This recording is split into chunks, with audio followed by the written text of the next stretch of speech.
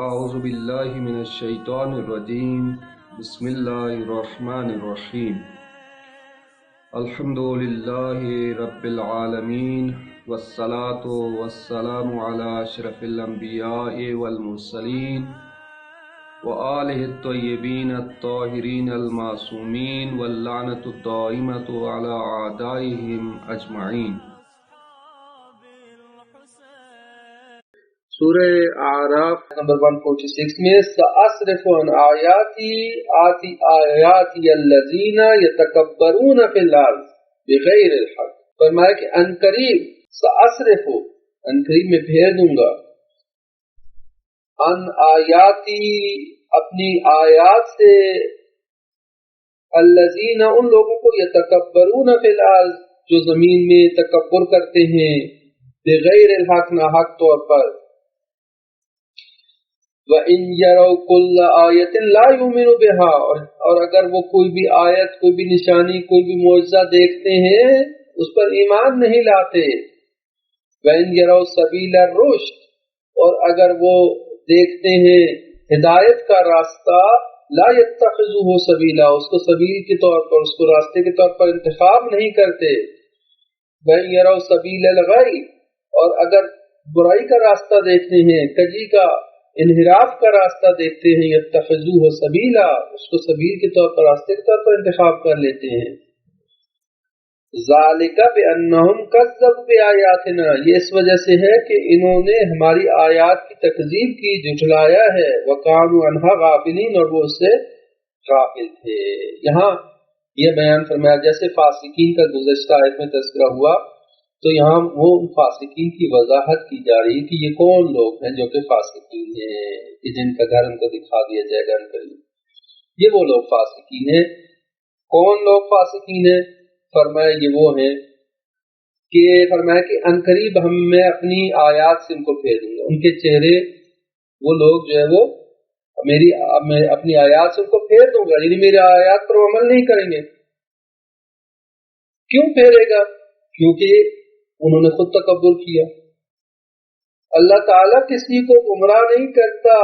مگر یہ کہ خود کوئی اپنی مرضی سے گمراہ ہوتا ہے۔ جب وہ کوئی گمراہ ہوتا ہے تو پھر اللہ تعالیٰ اس کو اپنے ہاتھ پر چھوڑ دیتا ہے۔ یہ تو لہٰذا سأصرف عن آیاتی، میں ان قریب پھیر دوں گا اپنی آیات سے انہیں، یعنی وہ اپنا منہ پھیر لیں گے اور میری آیات پر عمل نہیں کریں گے۔ اس کی وجہ یہ ہے کہ کیونکہ یتکبرون فی الارض بغیر الحق، کیونکہ یہ زمین میں تکبر کرتے ہیں ناحق طور پر۔ تکبر کا حق حاصل نہیں ہے ایک انسان کو، کیونکہ تکبر جو ہے وہ فرمایا کہ اللہ تعالیٰ فرمایا کہ تکبر میری رضا ہے، اور جو اس رضا کو اوڑھنے کی کوشش کرے گا تو پھر وہ ذلیل ہو جائے گا، رسوا ہو جائے گا، کیونکہ اللہ تعالیٰ کو تکبر کا حق اللہ کو ہے، وہ متکبر ہے، کیونکہ وہ لائق اس کا تعظیم ہے۔ اگر کوئی انسان تکبر کرتا ہے تو اللہ تعالیٰ کو اس کا تکبر پسند نہیں ہے۔ یہ تکبر کرتے ہیں زمین میں بغیر ناحق طور پر، وہی یرو، اور جب کوئی آیت دیکھتے ہیں تو اس پر ایمان نہیں لاتے۔ اللہ کی طرف سے جو کلام ہے، جو آیات، وہ بھی آیت ہے، جو معجزات ہیں ان کو بھی آیت کہا گیا ہے، کیونکہ وہ بھی اللہ تعالیٰ کی جو ہے وہ ربوبیت کے اوپر، اللہ تعالیٰ کے وجود کے اوپر نشانی ہوتی ہے۔ آیت نہیں نشانی ہے، جیسے قرآن کی جو آیت، ان کو آیت کہتے ہیں اس وجہ سے چونکہ یہ نشانی ہے۔ اسی طرح سے جو معجزات ہیں ان کو بھی آیات الہی کہا گیا ہے، بینات، آیات بینات کہا گیا ہے، اس لیے کہ وہ نشانیاں اللہ تعالیٰ کی وجود کے اوپر ہے۔ تو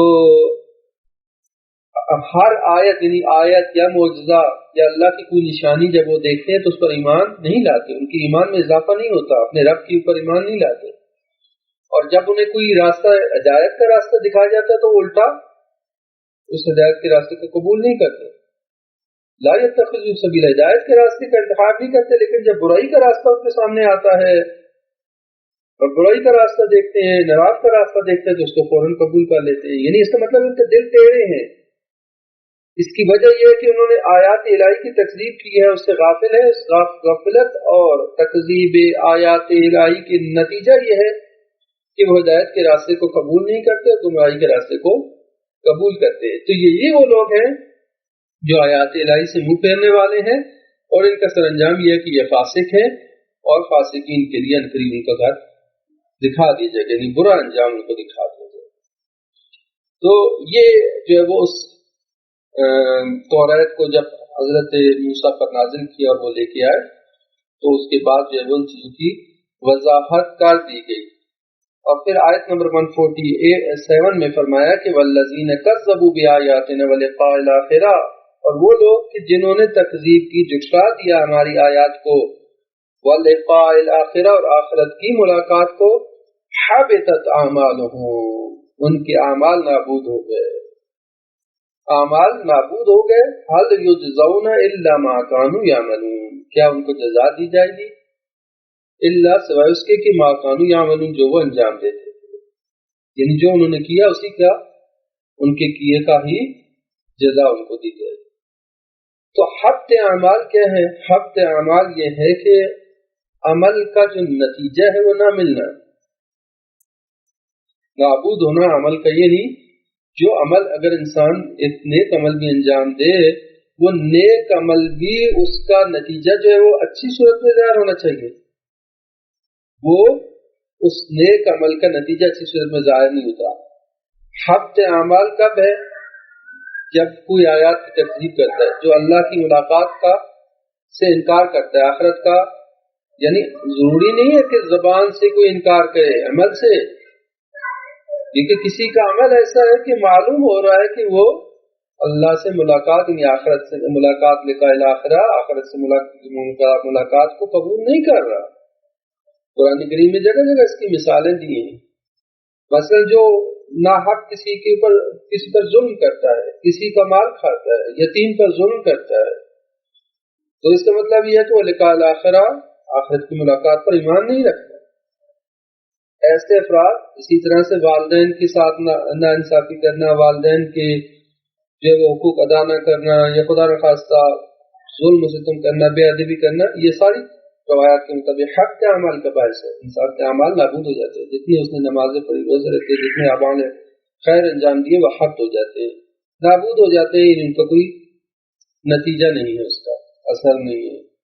اور اس کا نامہ اعمال جو ہے وہ نیکیوں کا پلہ خالی ہو جائے گا، وہ دیکھے گا تو کچھ بھی نیکی نہیں ہوگی، نابود ہو گئے اس کے اعمال۔ تو لہذا فرمایا کہ جن لوگوں نے تکذیب کی ہماری آیات کی اور آخرت کو، ملاقات کو، انہوں نے انکار کر دیا، تو ان کے اعمال حبط ہو جائیں گے، اور ان کو جو جزا دی جائے گی وہ جو کچھ وہ عمل کرتے تھے اسی کی جزا ہے، یہ بھی ان کا عمل ہے، یعنی آیات الہی کی تکذیب کرنا، ملاقات خدا سے انکار کرنا، یہ جو تکذیب ہے، یہ جو عمل انجام دیا ہے، اس کا نتیجہ جو ہے کیا ظاہر ہوگا کہ ان کی نیکیاں ختم ہو جائیں گی، کوئی نیکی ان کے نامہ اعمال میں نہیں ہوگی، گناہ ہی گناہ ہوں گے۔ جب نیکی نہیں ہے، گناہ ہی گناہ ہے، جب اس کا بیلنس خالی ہے تو پھر کیا جانا ہے، اس نے جہنم میں جانا ہے، تو اس وقت ان کا وہی دار الفاسقین، فاسقین کا جو گھر ہے وہ جہنم ہے۔ تو اللہ تعالیٰ ہم سب کو قرآن پاک کی آیات کو سمجھنے اور ان پر عمل پیرا ہونے کی توفیق عطا فرمائے۔ اور یہ کہ بنی اسرائیل کا تذکرہ قرآن کریم میں بہت زیادہ ہے، بہت ساری آیات ہیں، اور اس واقعے کی وجہ، اس کی وجہ یہ ہے